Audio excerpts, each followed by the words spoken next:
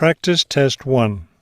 You will hear a number of different recordings, and you'll have to answer questions on what you will hear. There will be time for you to read the instructions and questions, and you will have a chance to check your work. All the recordings will be played once only. The test is in 4 sections. Write all of your answers on the test pages.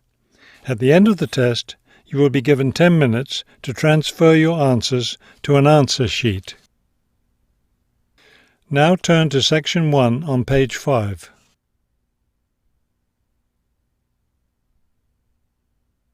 Section 1. You will hear a man asking for information about language classes over the phone. First, you have some time to look at questions 1 to 4 on page 5.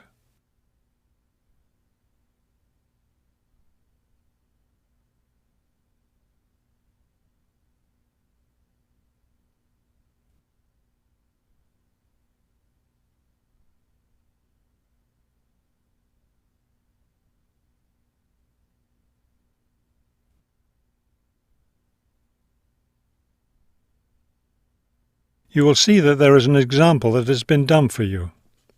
On this occasion only, the conversation relating to this will be played first. Good morning, Globetrotters Language School. How may I help you? Yes, I was wondering if you could give me some information on language classes. The woman answers the phone. Globetrotters Language School. So the word Globetrotters has been written at the top of the form. Now we shall begin. You should answer the questions as you listen, because you will not hear the recording a second time. Listen carefully and answer questions 1 to 4. Good morning, Globetrotters Language School. How may I help you? Yes, I was wondering if you could give me some information on language classes. Certainly. What language are you interested in studying? Well, that's the thing. I'm interested in learning Japanese, but I'd also like to improve my Chinese. I don't know which to study right now.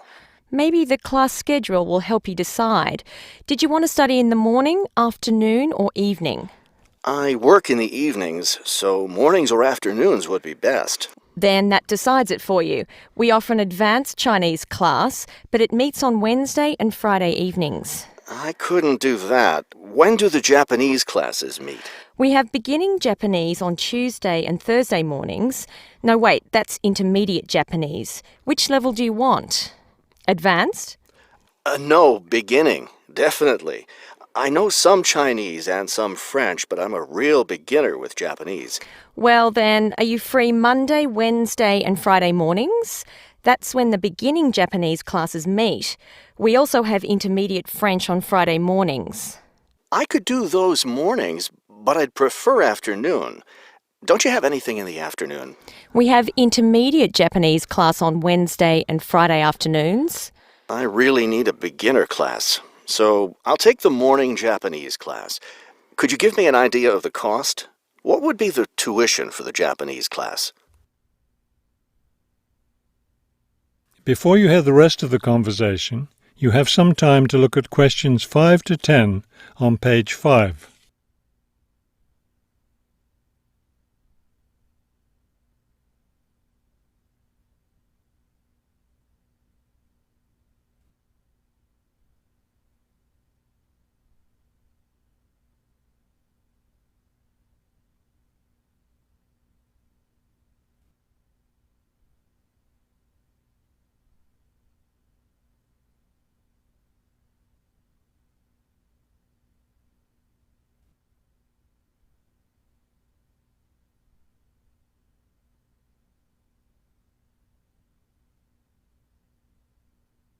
Now listen and answer questions 5 to 10.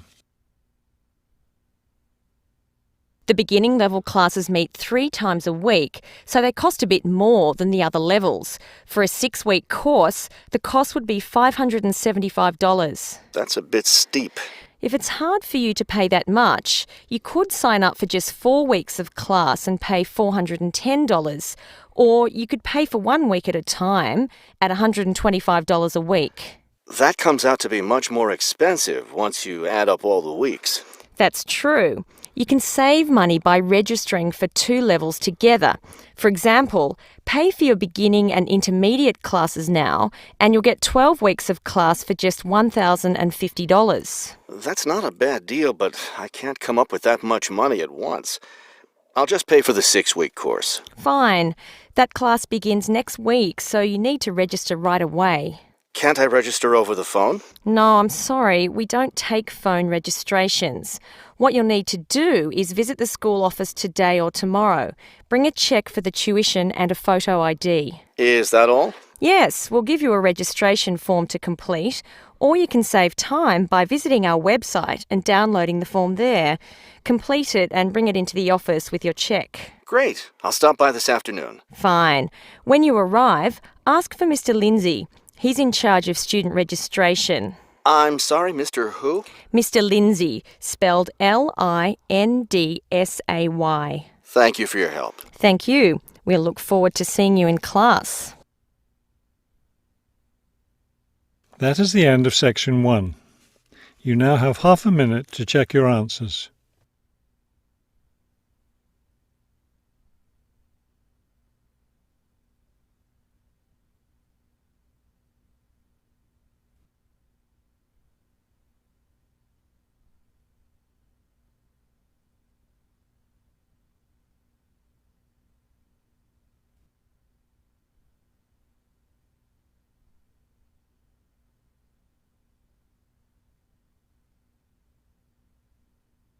Now turn to Section 2 on page 6.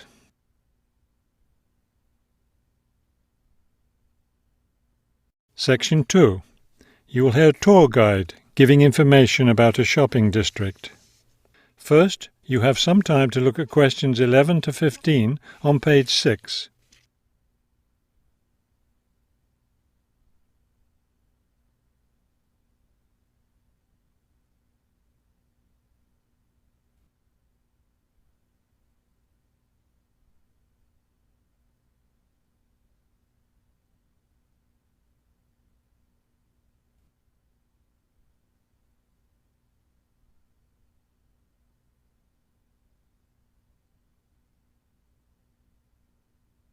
As you listen to the first part of the talk, answer questions 11 to 15.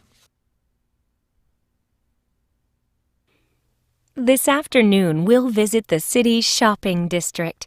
Several blocks in the area are closed to car traffic, and I know you'll enjoy walking around there.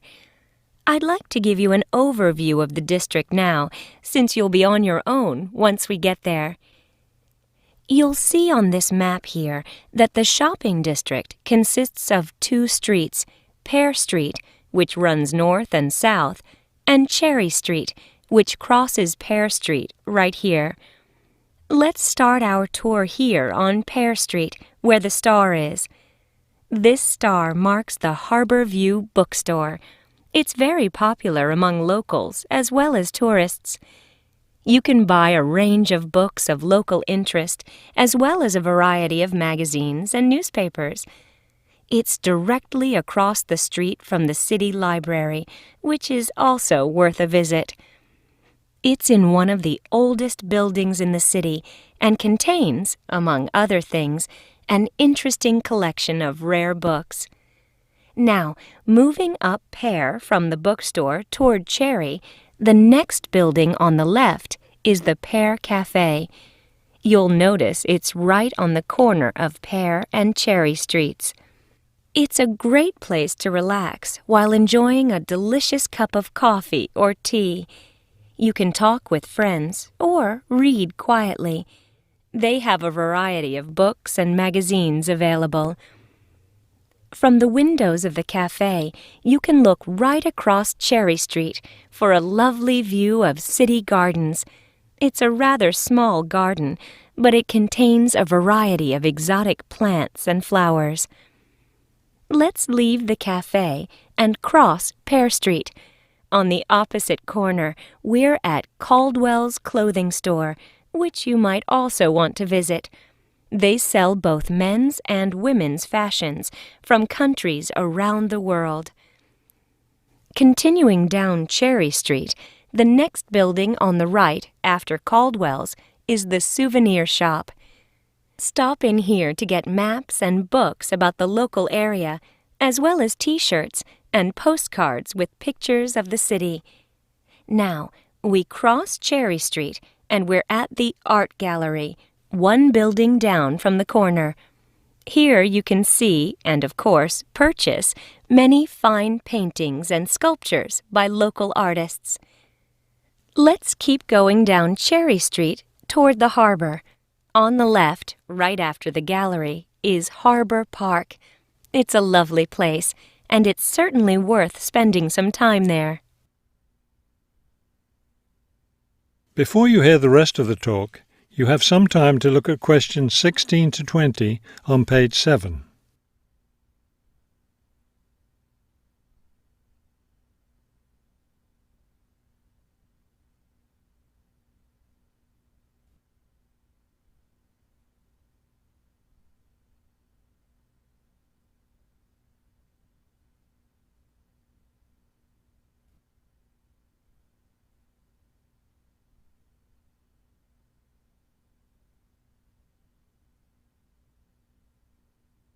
Now listen and answer questions 16 to 20.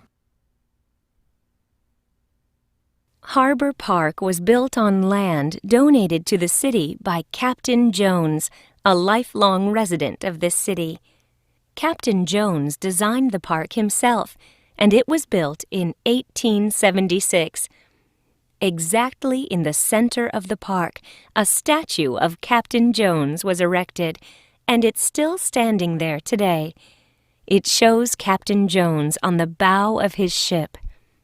After viewing the statue, you can follow the path that goes through the woods just behind. It will lead you to a lovely garden, in the middle of which is a fountain. This is a nice place to enjoy a few quiet moments. If you still feel like walking, continue on to the far end of the garden. There, you'll find a wooden staircase, which will take you down to the harbor. You might enjoy the view of the boats from there.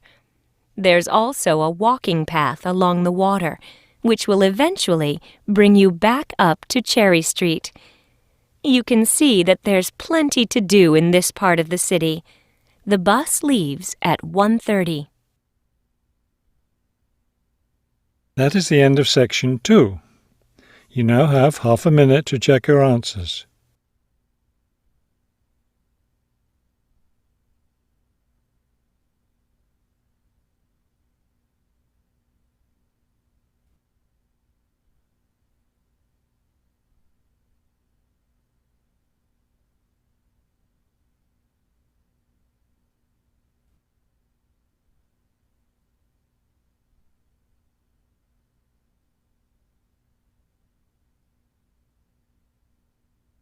Now turn to section 3 on page 7.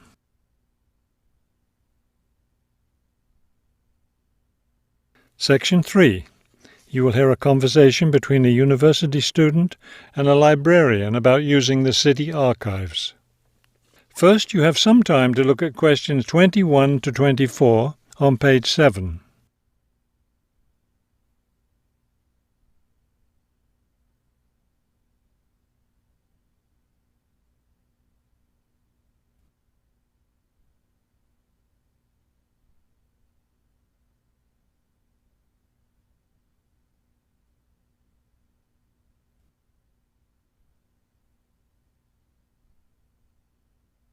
As you listen to the first part of the conversation, answer questions 21 to 24. Hello.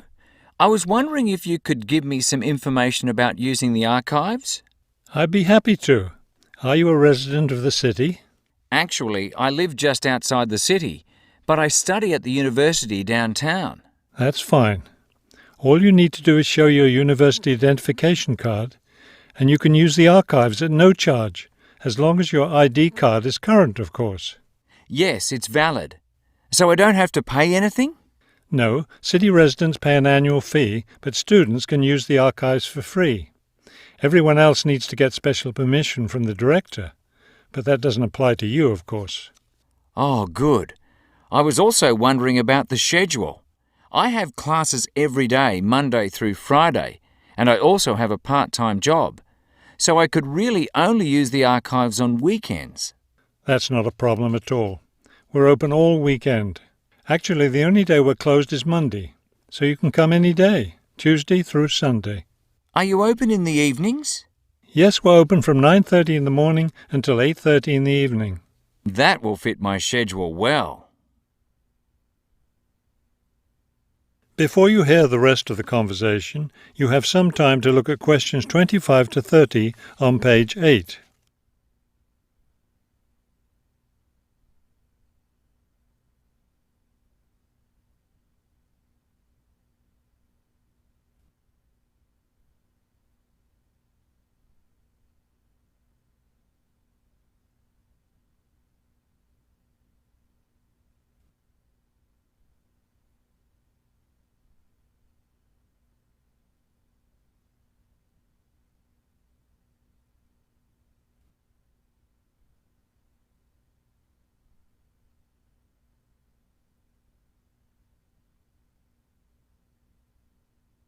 Now listen and answer questions 25 to 30.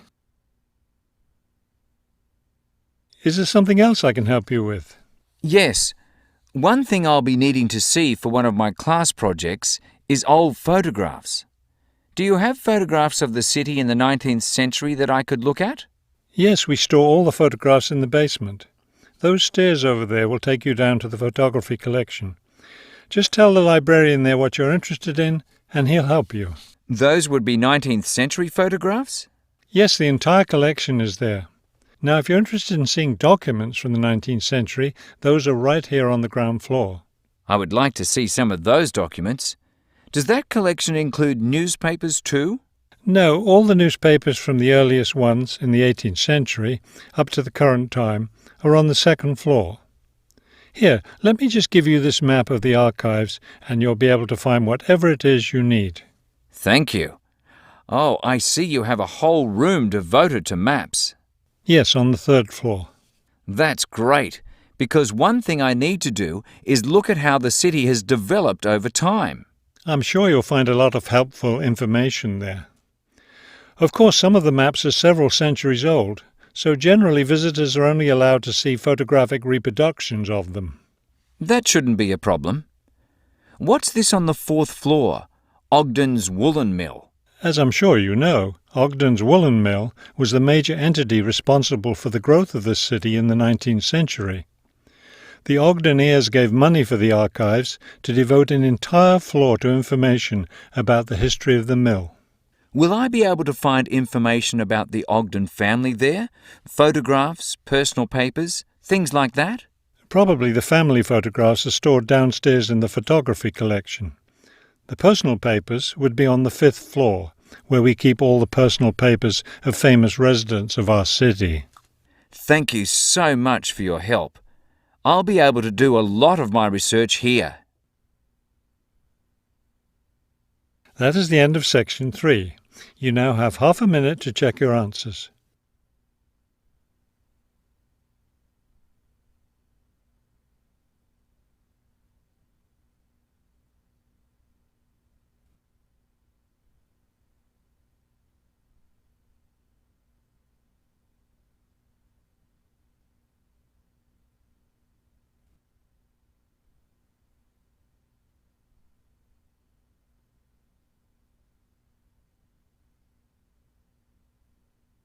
Now turn to section 4 on page 8.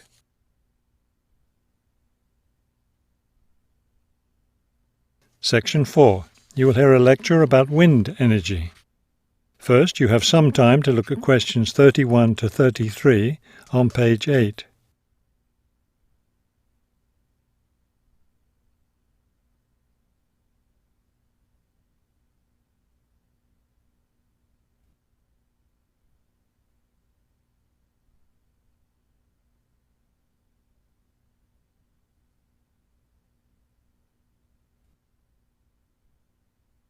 Now listen carefully and answer questions 31 to 33.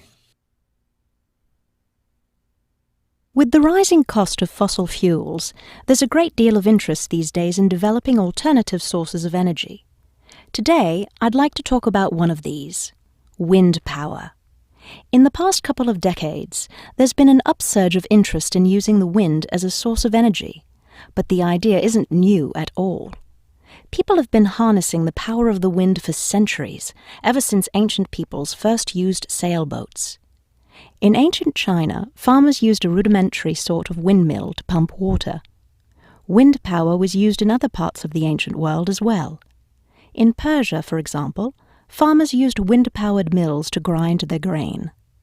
During the Middle Ages, in the Netherlands, people went back to the ancient idea of using the power of the wind to move water.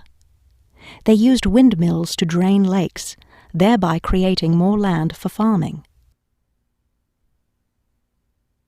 Before you hear the rest of the talk, you have some time to look at questions 34 to 40 on page 9.